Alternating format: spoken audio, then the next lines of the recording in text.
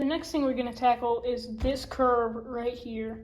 I did make a mistake. I meant for this to go all the way out here, and it didn't. So because of that, this curve is a little too tight for big steam engines, which we do plan on getting. So I'm going to have to tear this part up and redo it.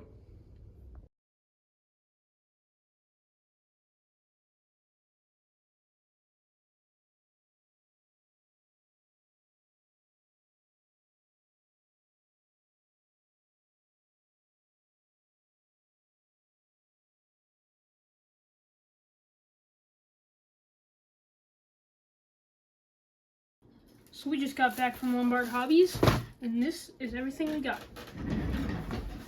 So we'll start off with the big bag. So first off, we have a Atlas right-hand manual switch. Then we have another Atlas right-hand manual switch. And can you guess what else we have? Another right-hand manual switch. Ooh, fancy. Now, we have some track joiners. And now, we also have some white model paint. We have some blue model paint. You'll see what that's all for. And we also have some plastic weld, which you'll also see what that's for in a second.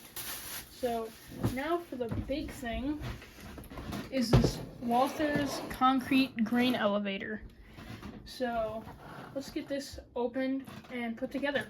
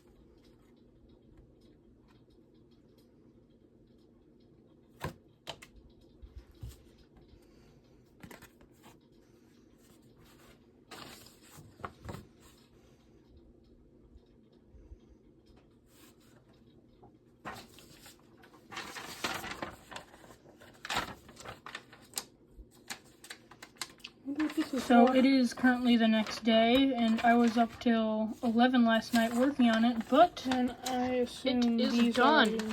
It's very cool, these are the instructions. I might say.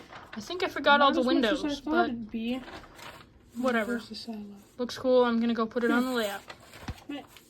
Let's get to work.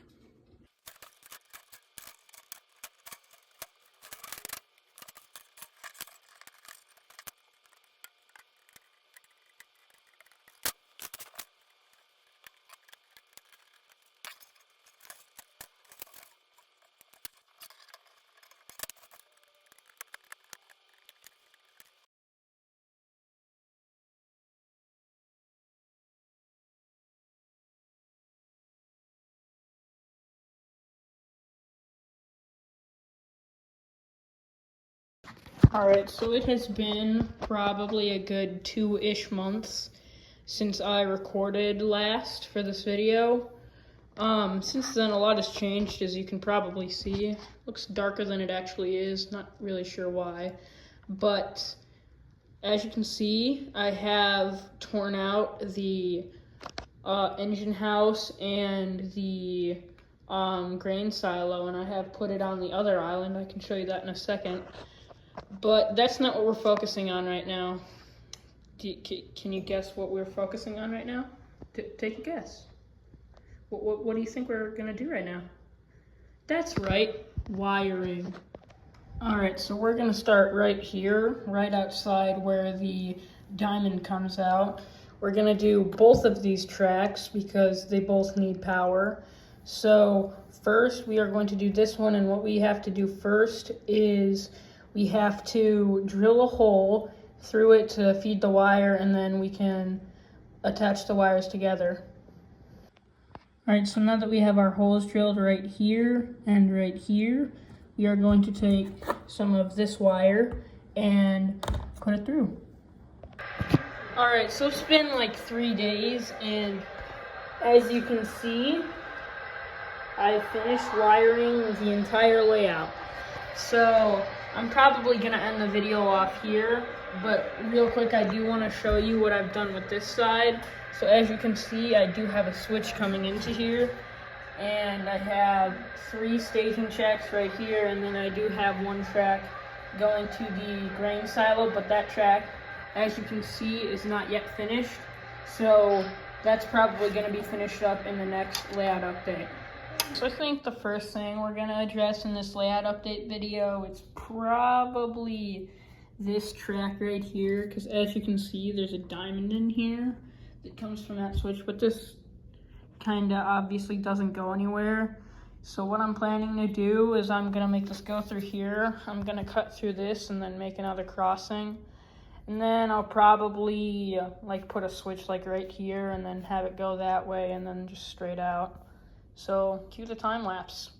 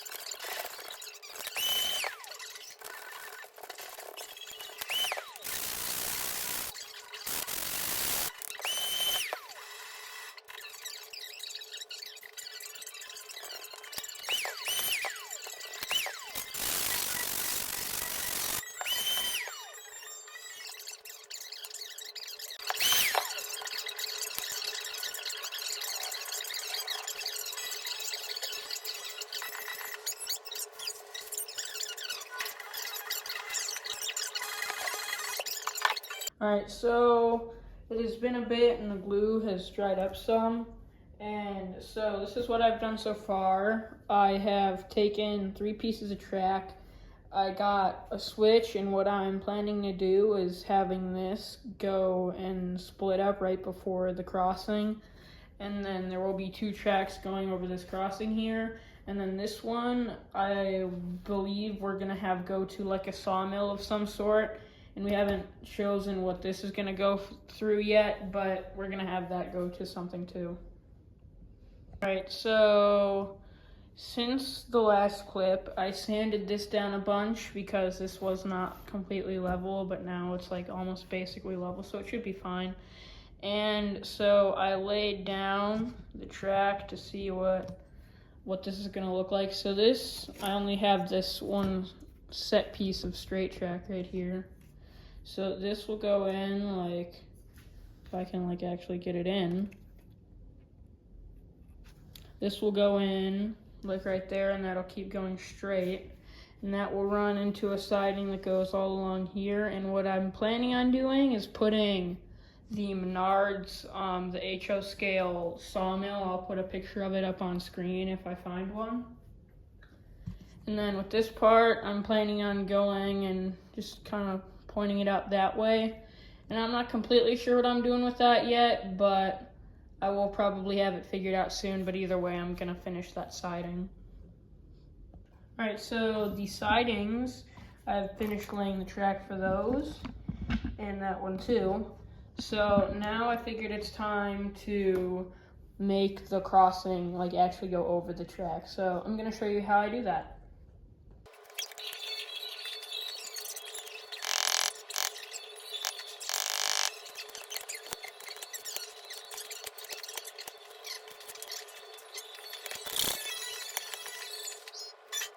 People they wouldn't vote for you. Plus, my friend K5 works at Olive Garden, and if I'm elected, she's gonna bring us free breadsticks. Oh, and also, I promised to get the best scientists to work really hard on COVID vaccine. What? Oh, come on. There's no way she can do that. The vaccine thing, the breadsticks part, maybe, I don't know. I just want to say I fully endorse Jonah. Thank you, Marcus. He's my best friend, and if he loses this like he lost Amy, he's gonna drive off the freaking bridge. No. You should vote for us based on things we can actually do. Like, Mia, you're new here. Is there anything you've noticed we could do differently? I like the breadsticks thing. Thank you. Okay. Well, then I will also get you breadsticks. Yeah, that's my boy. Better luck next time, Bridge. So, I talked to Tony. You did? Aw, thanks, Garrett. No problem, amazing.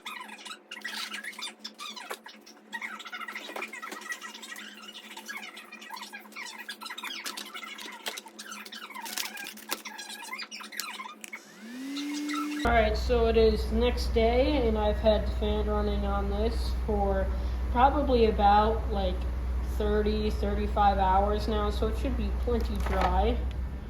And as you can see, it is like really cracked and stuff, which is what I expected to happen. I knew this was going to happen. So what I'm gonna do is I'm gonna sand this down a little and then put a really thin top layer over it.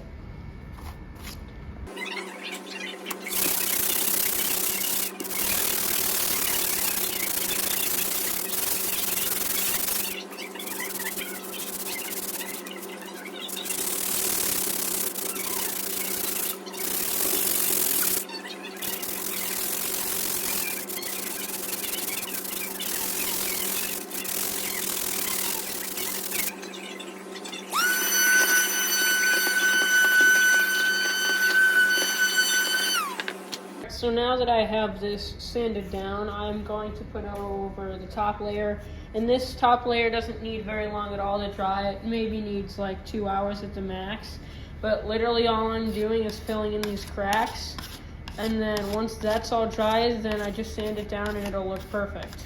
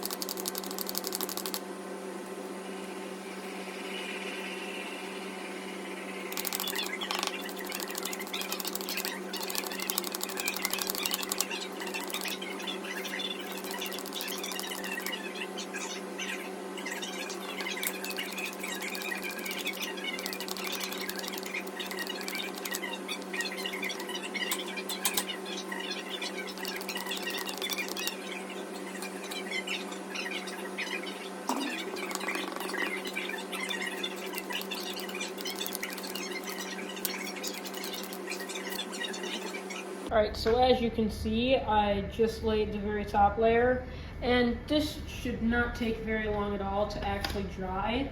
So, what I'm just going to do, I'm just going to set up the old makeshift fan setup here so that this will dry faster. And in all the other times that I've done this very top layer, there have been no cracks, so I'm not expecting any cracks. But while that dries, let's run some trains. We have some new acquisitions.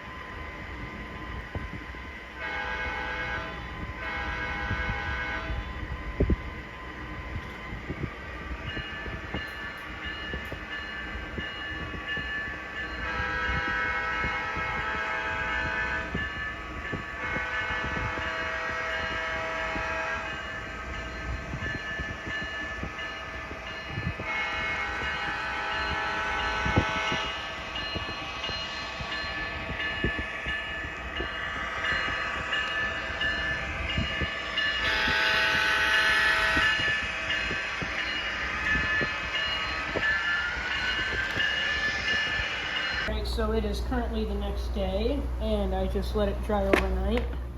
As you can see, it looks completely dry. So we are going to sand it down, and we're going to get some trains running over it.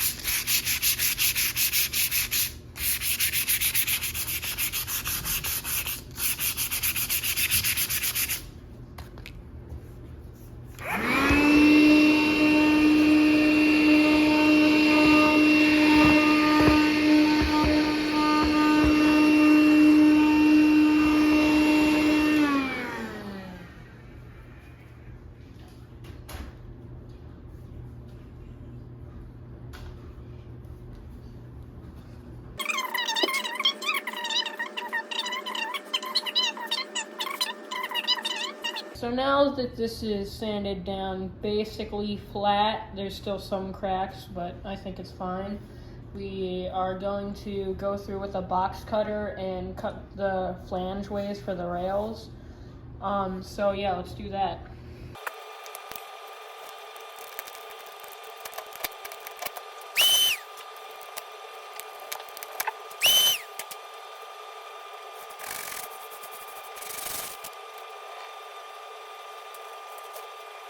Alright, so I have carved the flangeways for this one right here. So I have a Chicago Northwestern SD42 right here, and we are going to test if it will work or not.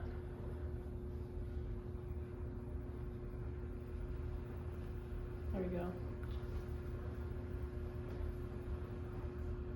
This is a DCC no sound model that I picked up at a train show for like 90 bucks. Oh, lost power.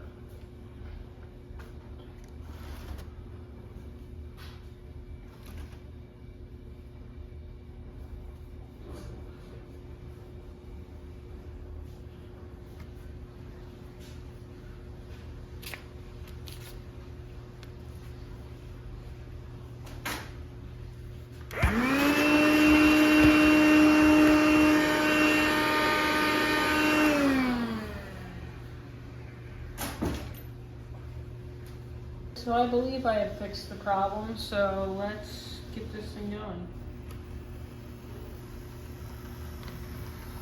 Alright, I'd say that's pretty good. Seems to go over just fine. Gonna back it up a little bit more so I can put this thing at max speed. Okay, here we go. Max speed.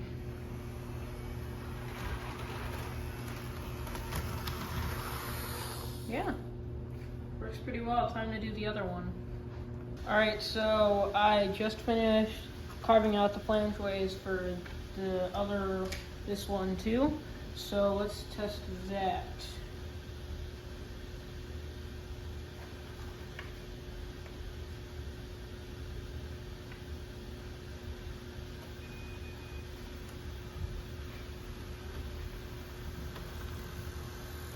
Alright, it seems to be working pretty well. I do have a hopper car stashed at the end of this siding, so I'm going to try and get that. And I'd say if it's able to get that, then it's pretty successful.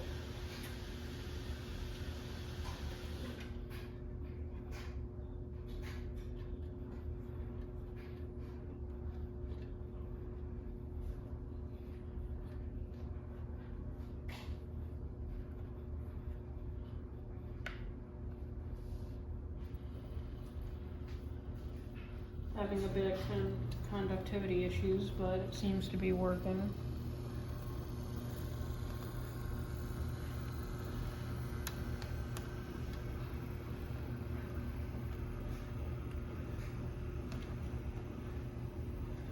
Yeah, I mean, I'd say that works pretty well. Alright, so as you can see, this is still like kind of a mess, so let's just fix that real quick. Alright, I'd say that looks a little bit better. Now what I have to do is desolder all the track joints and the wires and then remove all the track in the road bed.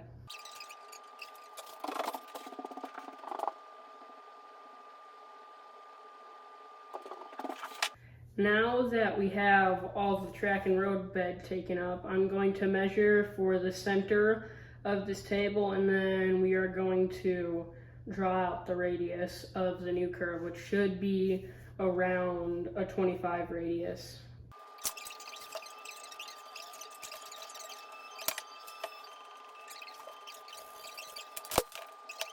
Alright, so I marked the center point, put some string through, as you can see, might be able to see that, and put it on a marker and went all the way around.